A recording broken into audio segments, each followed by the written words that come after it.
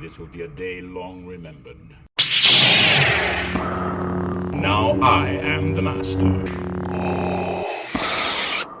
Welcome to another episode of Legends and Theories, and welcome to my review of the Iron Man Trilogy. With this, I'll be taking a look at the 3 Iron Man films, and I'll obviously be reviewing them and everything. Main reason I am starting with them going with trilogies is because the MCU has, I think, there's like, 23, it's like 23 to 25 films in the first 3 phases. Although I have reviewed the stuff in Phase 4, I'm not going to go and release nearly a month's worth of videos just on the MCU because I want to be able to do other types of videos. And it's going to be a lot easier to go by franchise. So then I only have probably about 8 to 10, since there are a few that will be individual reviews like Black Panther and Doctor Strange, since I have already reviewed Multiverse of Madness, and Black Panther currently doesn't have a sequel that has been released. Yeah, for most of them, I'll be doing it by series, so I'll be getting stuff like Iron Man, Captain America, Thor, and other ones. And I'll probably I'm probably going by, in terms of release, so I'll be going for the original Avengers movies. So Iron Man today, and most likely Captain America tomorrow. Next week I'll have Thor, Hulk, and the Avengers. And then I'll be going into other ones like Guardians, Spider-Man, Ant-Man, and more. Yeah, let's just get into my review of Iron Man since I've spent like 2 minutes talking about this. And yeah, going into movies, I think I'm probably going to review these in terms of least favorite to favorite instead of chronological, because then I'll be able to put a lot more time into the other ones. So, going to my least favorite of the Iron Man trilogy, easily I have to give this to Iron Man 3. With it, the main problem with this film is the Mandarin, although it is something that is later fixed with Shang-Chi. I think that it's a problem that is really shown in this film because although it is retconned, I think that we just need so much more fixed with it because it has so many mistakes with Mandarin. I think that without them having retconning it, Trevor Slattery was such a disappointment. Although I really did enjoy him in Shang-Chi, that's because they've already went in are going with the ridiculousness of this character. And here, it's a major problem because it just felt so cheap. I am not a huge Iron Man comic book fan, but still I think that Aldrich Killian was not an amazing villain. In fact, there is the junior novel of this, something that I think I was planning on making a video on and I kind of forgot to. But one of the things about the junior novel was that the Mandarin was actually the villain of this. Killian was a basically employee of his, and this was kind of setting up Iron Man 4 if it was going to happen, although they decided not to do that. I'm guessing that's why there are changes. And with it, I will say that although there are some better things about the Iron Man 3 Junior novel, they basically just fight one of the henchmen at the end, and the ending is a lot more anticlimactic with both Killian and the Mandarin getting away. And yeah, that's just kind of a is a problem with the Iron Man 3 Junior novel, which I may do a video on soon, because it is pretty interesting to see there are differences. You can definitely see most of the majority of the story is there. It's just some major things like the Mandarin being the actual villain, Killian and Mandarin not being taken down in the film, and more is pretty decent. And I'd prefer a combination of the two where the Mandarin is the real villain and Killian is just basically one of his henchmen. But yeah, besides that, honestly, I don't love Iron Man 3 too much. I think that there are some good parts with Tony dealing with PTSD.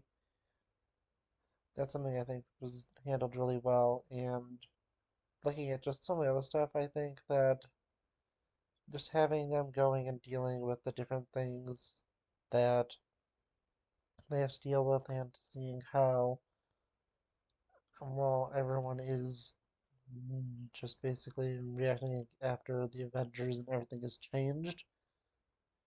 It is interesting, but yeah, most of the major things of this isn't great. I do enjoy, some of the characters like having his relationship with Pepper being moved forward, and I think that it is a problem that everything with Iron Man, giving up and wanting to, just live a normal life is a little annoying since this happens like three other times throughout the MCU, and is probably the reason they needed to kill Iron Man off since he's retired in Iron Man 3, Avengers Age of Ultron, the beginning of Endgame. And yeah, it's just something that is just something really odd. And of these, Iron Man 3 is definitely the weakest, but there are some benefits. Looking at Iron Man 2, which is my second favorite, is still not an amazing film. A good amount of it is focused on going and trying to tell this story and set up everything for the Avengers, with this being set in what's called Fury's Big Week. I believe that's the official name, where the events of this, the Incredible Hulk, and the first Thor movie happen. With this, I think it is just slightly better. Whiplash is a decent villain. Justin Hammer is a great villain for being so funny and being comic relief.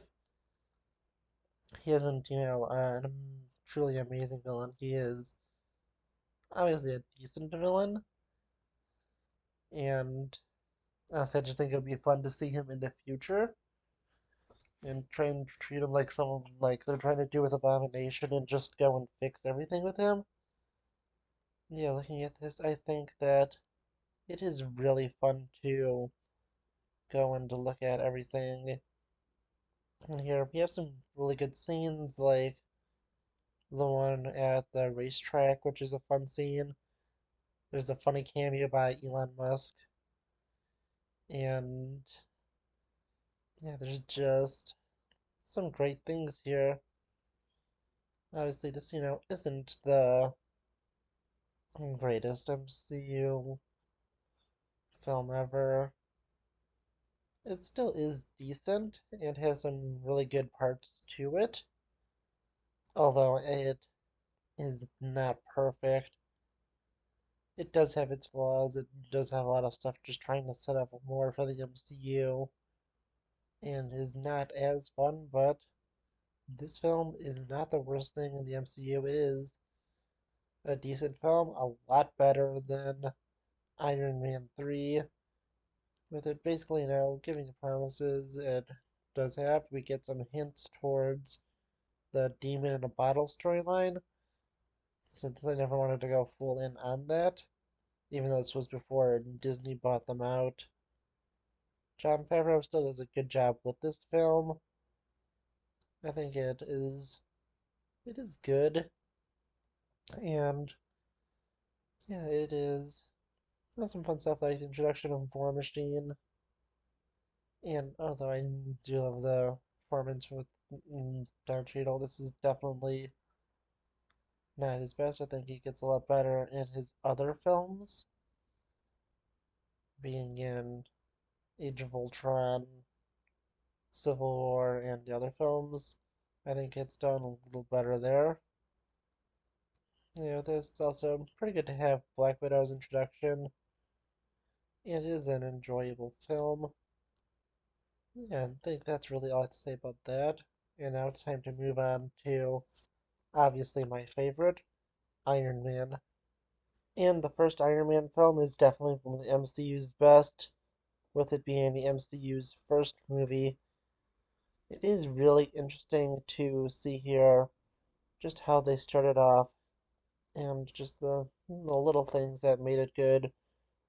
We have a great villain in Obadiah Stane as Ironmonger. He is, he's definitely not the MCU's best villain. He still is solid, and I think that he does prove as a good threat.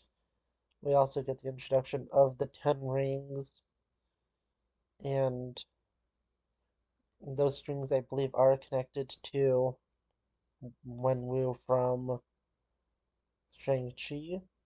I think there's supposed to be like a deleted scene that he's going to talk to the leader about, and that'd be set around 2008, where Iron Man does take place, and that is interesting. I think that with this we have such a great stuff being set up. We have the awesome introduction to how this is a cinematic universe where we get to see all these different things with the fact that Nick Fury is there and saying he's part of a larger universe. And this goes to set up more and more. And yeah, I really like Iron Man. I like how we get to see the changes begin in Tony Stark. And although it does take a while for him to change, with him really having major changes by the point of Civil War, it is truly crazy to see just how much Iron Man has changed throughout these films and how he was almost a completely different person at the beginning of Iron Man, and he has such an extreme change. We have, I believe, Terrence Howard as War Machine, just James Rhodes in this movie.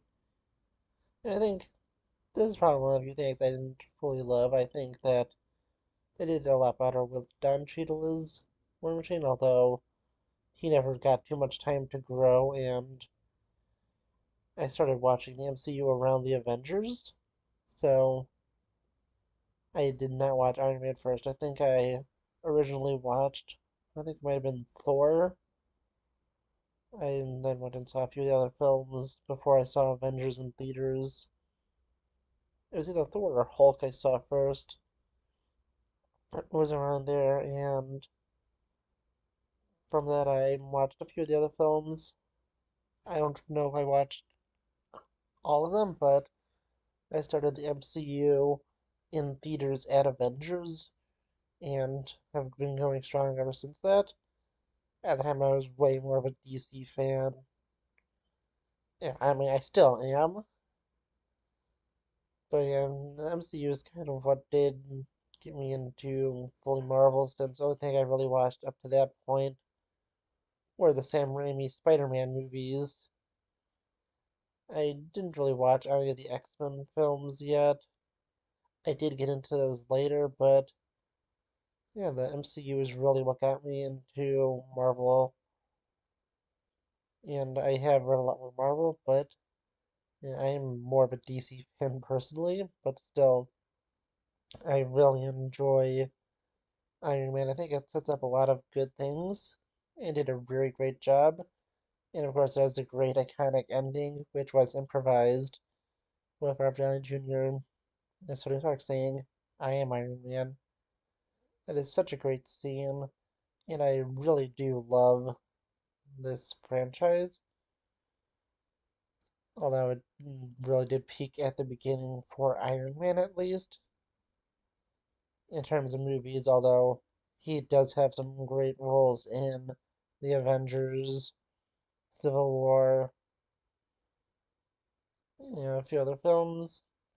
But still, I think I just have to give first place easily to Iron Man from his trilogy, which was the first one to end in the MCU with it ending just after the Avengers came out. Yeah, I want to know what you think about the Iron Man trilogy. Let me know in the comments, and I'll see you all in the next episode of Legends and Theories. Thank you for watching this episode of Legends and Theories. Please subscribe, like the video, share the video, leave a comment, check out the video on screen, and may the Force be with you.